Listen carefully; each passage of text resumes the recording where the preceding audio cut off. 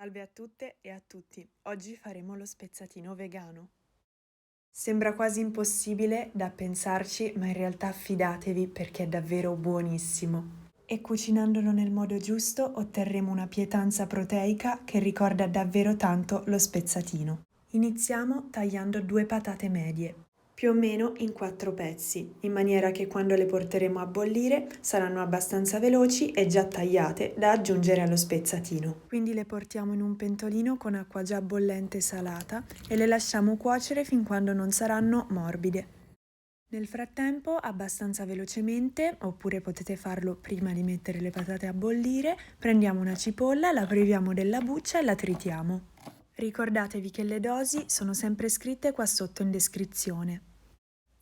Io uso questo metodo che trovo abbastanza pratico. Oltre alla cipolla, per il soffritto ci prepariamo anche del sedano. Ma il protagonista di questa ricetta è lo spezzatino di soia, che ha un alto valore proteico e soprattutto assorbe tutti i sapori. Quindi lo reidratiamo con circa 2 tazze di acqua tiepida per circa 15 minuti finché non sarà abbastanza morbido. Dunque ora occupiamoci del sedano, che io ho appena preso nell'orto, quindi elimino la parte più estrema. Adesso tritiamo fino ad arrivare alle foglie. Le foglie non buttiamole, possiamo usarle per esempio per fare un brodo vegetale o un dado.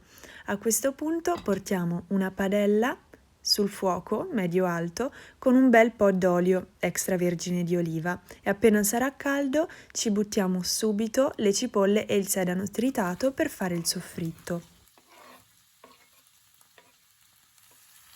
Mescoliamo di tanto in tanto fin quando la cipolla sarà ben dorata.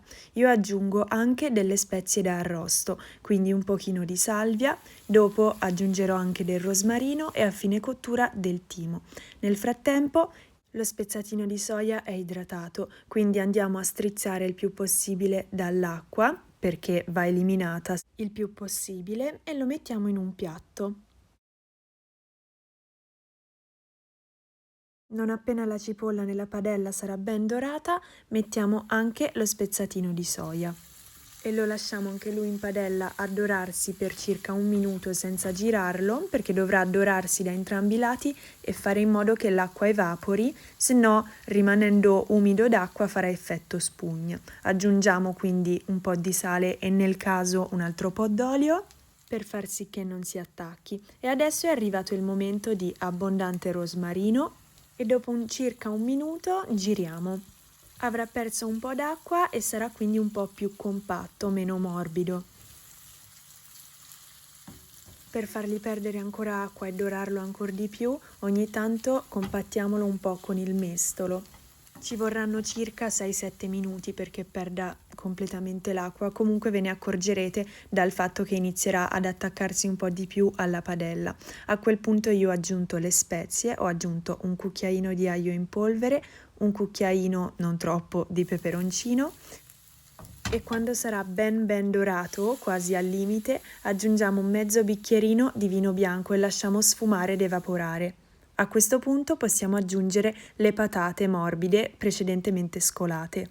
Ricordiamoci di assaggiare sempre, io ho aggiunto delle altre spezie e questo è il momento di aggiungere un pochino di sugo di pomodoro.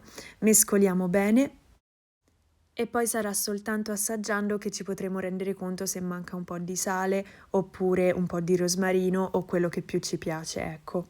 Abbiamo quasi terminato la cottura, quindi è il momento di aggiungere anche il timo, che ha un odore buonissimo ed è immancabile per certi tipi di preparazione.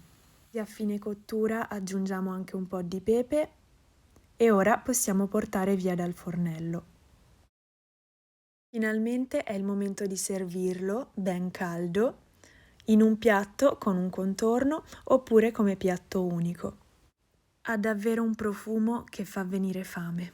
Inoltre questo spezzatino si potrebbe fare anche con i piselli al posto delle patate. Io l'ho servito in queste ciotoline di terracotta e ho aggiunto sopra soltanto un ramoscello di rosmarino.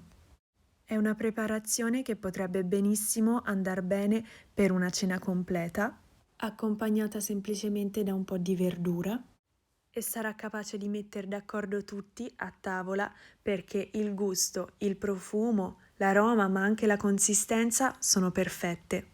Se ti è piaciuto il video o hai domande, faccelo sapere nei commenti. Alla prossima ricetta!